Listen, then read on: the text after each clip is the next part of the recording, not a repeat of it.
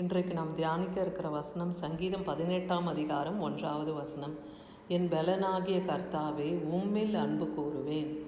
இங்கே தாவீது என்ன சொல்கிறாரு? என் பலனாகிய கர்த்தாவே உம்மில் அன்பு கூறுவேன்னு சொல்கிறாரு. தேவன் நம்மை பலப்படுத்துகிற கிறிஸ்து அவர். அதனால் நாம் அவரில் அன்பு கூறணும். தேவனை துதிக்கிறதுல உண்மையும் உத்தமமாக நாம் இருக்கணும் இல்லையா? தேவனிடத்தில் அன்பு கூறுவேன் நீங்கள் தாவீது சொல்லி தேவனுடைய நாமத்தை அவர் எப்படி மகிமைப்படுத்துகிறார்னு பாருங்கள். அடுத்த வசனத்தில், கர்த்தாவே என் கண்மலையும் என் கோட்டையும் என் இரட்சகரும் என் தேவனும் நான் நம்பியிருக்கிற என் துருகமும் என் கேடகமும் என் இரட்சண்ய கொம்பும் என் உயர்ந்த அடைக்கலமுமாயிருக்கிறேன்னு சொல்கிறார். இப்படி தேவனுடைய நாமத்தை கர்த்தருடைய நாமத்தை தாவீது உயர்த்துகிறத பார்க்குறோம். அப்போ தேவ நாமத்தில் நம்முடைய பலன் இருக்குது. கர்த்தருடைய நாமத்தை நாம் சொல்லி துதிக்கும் போது தேவனுடைய பலன் நம்மோடு கூட இருக்கும். அதுதான் என் பலனாகிய கர்த்தாவே உம்மில் அன்பு கூறுவேன்னு இங்கே தாவீது சொல்லுகிறத பார்க்குறோம். கொலோசியர் 1ஆம் அதிகாரம் 14ஆம் வசனத்தில் பாருங்கள், அவருக்குள் அவருடைய இரத்தத்தினாலே பாவ மன்னிப்பாகிய மீட்பு நமக்கு உண்டாயிருக்கிறது. அப்போ தேவ பலன் தேவனை பலனாகிய கர்த்தாவே நீங்கள் சொல்லும்போது அவருடைய இரத்தத்தினாலே பாவ மன்னிப்பாகி அந்த மீட்பு நமக்கு உண்டாயிருக்கிறது. அவர் இரத்தத்தினாலே நம்மை மீட்டு இருக்கிறார். அவருடைய கிருபையினாலே நம்மை ரட்சித்திருக்கிறார். அவருடைய காயங்களினாலே நம்மை குணமாக்குகிறார். அவர் தழும்புகளாலே நாம் குணமாகிறோம் என்றும் வேதவசனம் சொல்லுகிறத பார்க்குறோம்.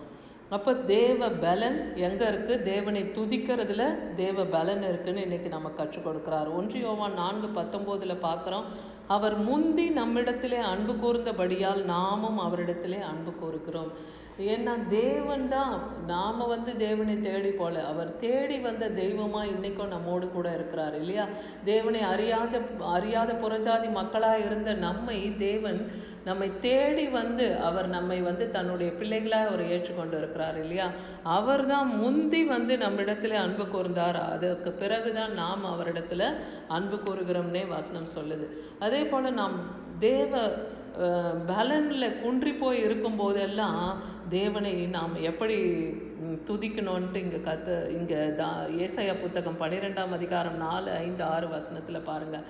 அக்காலத்திலே நீங்கள் சொல்லுவது கர்த்தரை துதியுங்கள். அப்போ தேவனை துதிக்கும் போது அங்கே பலன் உண்டாகும். அவர் நாமத்தை தொழுது கொள்ளுங்கள், அவர் செய்கைகளை ஜனங்களுக்குள்ளே அறிவியுங்கள், அவருடைய நாமம் உயர்ந்ததென்று பிரஸ்தாபம் பண்ணுங்கள். தேவனுடைய நாமத்தை நீங்கள் உயர்த்தி மற்ற மக்களிடத்தில் நீங்கள் கர்த்தருடைய நாமத்தை உயர்த்தி அவரை புகழும் போது, அவரை கீர்த்தனம் பண்ணும்போது உங்களுக்கு பலன் குறையாது. கர்த்தரை கீர்த்தனம் பண்ணுங்கள், அவர் மகத்துவமான கிரியைகளை செய்தார், பூமி எங்கும் அறியப்பட கடவுது என்பீர்கள். அவருடைய மகத்துவங்களே இந்த வானத்தையும் பூமியும் உண்டாக்கி சமுத்திரங்களையும் மற்றங்களையும் மலைகளையும் குன்றுகளையும் நீரூற்றுகளையும் உண்டாக்கினவர் இல்லையா? அப்படிப்பட்ட தேவனுடைய மகிமையும் அவர் கிரியைகளையும் கீர்த்தனம் பண்ணி நாம் பாடி மற்றவர்களுக்கு தேவனுடைய மகிமையும் மகத்துவத்தையும் சொல்லுகிறவர்களாக இருக்கணும். அப்படி சொல்லி நாம் துதிக்கிறவர்களாக இருக்கணும். ஏன்னா இஸ்ரவேலின் பரிசுத்தர் நம் நடுவிலே பெரியவராக இருக்கிறார் இல்லையா? அந்த உலகத்தில் இருக்கிறவனை காட்டிலும் நம்மோடு கூட இருக்கிற கர்த்தர் பெரியவர். அப்படி சொல்லி தேவனை துதிங்க. பிலிப்பியர் 4:13 சொல்லுது, என்னை பலப்படுத்துகிற கிறிஸ்துவினாலே எல்லாவற்றையும் செய்ய எனக்கு பலன் உண்டு. அப்போ பலப்படுத்துகிற கிறிஸ்து அவர் எல்லாவற்றையும் செய்ய நமக்கு பலம் தருவார். ஏன்னா நம்ம பலவீனத்திலே அவர் பலன் பூர்ணமாக விளங்குதுன்னு சொல்லப்படுது. அவருடைய கிருபை நமக்கு போதும் இல்லையா? தேவனுடைய கிருபை நமக்கு போதும். அதே போல் சங்கீதம் 34:19 பார்க்குறோம், நீதிமானுக்கு ஒரு துன்பம் அநேகமாக இருக்கும், கர்த்தர் அவைகள் எல்லாவற்றிலும் நின்று அவனை விடுவிப்பார். நீதிமானுக்கு துன்பம் அநேகமாக வரும், ஆனால் கர்த்தர் அவைகள் எல்லாவற்றிலிருந்து அவர்களை விடுவிக்க அவர் வல்லமில்லவராக இருக்கிறார். சங்கீதம் 144:1 பார்க்குறோம், என் கைகளை போருக்கும் என் விரல்களை யுத்தத்துக்கும் படிப்பிக்கிற என் கண்மலையாகிய கர்த்தருக்கு ஸ்தோத்திரம்னு இங்கே தாவீது சொல்கிறார். கைகளை போருக்கு விரல்களை யுத்தத்துக்கு தேவன் படிப்பிக்கிறார். அப்போ இந்த நம்முடைய கைகளை போருக்கு யுத்தத்துக்கும் படிப்பிக்கிற தேவன் அவர்தான் கண்மலையாகிய தேவன் இல்லையா? அவரே நமக்கு துருகமும் கேடகமும் இரட்சண்ய கொம்பும் உயர்ந்த அடைக்கலமாக இருக்காருன்னு சங்கீதம் 18:2 பார்க்குறோம் இல்லையா? அப்போது அவர் நம்மை எல்லா யுத்தத்துக்கும் சத்துருக்களுக்கு எதிராக யுத்தத்தை செய்ய நம்மை படிப்பிக்கிறார். அவர் வசனத்தை கற்றுக் கொடுத்து அந்த வசனத்தை நாம் அறிக்கையிட்டு ஜெபிக்கும் போது அந்த சத்துருக்கள் சத்துருக்களுடைய பிடியிலிருந்து நம்மளை நீங்களாக ரட்சிக்க அவர் வல்லமை உள்ளவராக இருக்கிறார். சங்கீதம் 118:14 பாருங்கள்.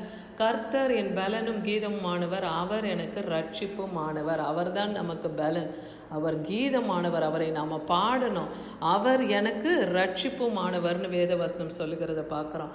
அதே போல் சங்கீதம் 28:8 பாருங்கள். கர்த்தர் அவர்களுடைய பலன், அவரே தாம் அபிஷேகம் பண்ணினவனுக்கு அரணான அடைக்கலம். அபிஷேகம் பண்ணினவர்களுக்கு தேவன் அடைக்கலமாக இருக்கார், அரணுமா இருக்கிறார். சங்கீதம் 116:6 சொல்லுது, கர்த்தர் கபடற்றவர்களை காக்கிறவராக இருக்கிறார். சங்கீதம் 116:16 பார்க்குறோம், ஊழியக்காரர்களுடைய கட்டுகளை அவிழ்த்து அவர்களை விடுவிக்கிறவராக இருக்கிறார். எபிரேயர் 3:5 பார்க்குறோம், மோசே பணிவிடைக்காரர் அவருடைய வீட்டில் எங்கும் உண்மை உள்ளவராய் இருந்தான்னு பார்க்குறோம். ஏன்னா மோசேவை போல உண்மை உள்ளவர் எங்குமே காணப்படலைன்னு சொல்கிறார். ஊழியக்காரனா ரட்சிப்பின் பலன், நம்முடைய பலனும் கீதமுமானவரும் நம் ஜீவனின் பலனானவராகவும் கர்த்தர் இருக்கிறார். இன்னைக்கு கர்த்தர் நம்மோடு கூட இடைப்படுகிற இந்த வசனத்தின்படி அவரே நமக்கு பலன் இல்லையா? நம் பலனாகிய கர்த்தரிடத்திலே நாம் முழு இருதயத்தோடு அன்பு கூறுவோமானால் நம் பலவீனத்திலே அவர் பலன் பூரணமாய் விளங்கி நம்மை பலப்படுத்தி நமக்கு சகாயம் பண்ணுவார். ஆமென்.